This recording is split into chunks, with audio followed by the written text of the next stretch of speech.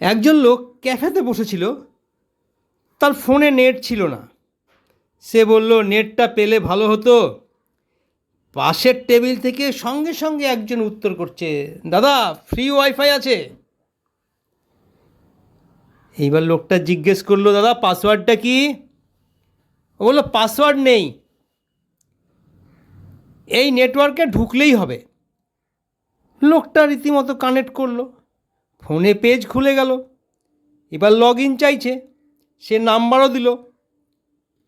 একটু পরেই ব্যাংকের নোটিফিকেশন এলো, অ্যাকাউন্ট থেকে টাকা কাটা গেল। লোকটা থমকে গেল। সে ভাবলো, আমি তো ব্যাংকের কোনো ট্রানজ্যাকশান করিনি, কিন্তু আমার কেন টাকা কাটা গেল? এইবার বুঝতে পারলো যে এই অচেনা ওয়াইফাইতে ঢোকাটাই মনে হয় ভুল হয়েছে।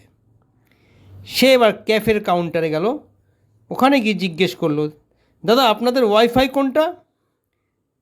কাউন্টার থেকে বলল, দাদা আমাদের আলাদা নাম। লোকটা ফোন সঙ্গে সঙ্গে বন্ধ করে দিল।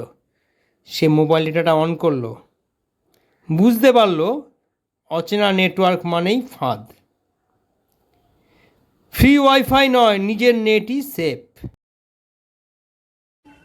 বন্ধুরা, অনেকে নিজের নেট থাকতেও অপরের ওয়াইফাই নিয়ে চালাতে চায়, কারণ সবসময় চায় নিজের ডেটাটাকে সেভ করে রাখতে।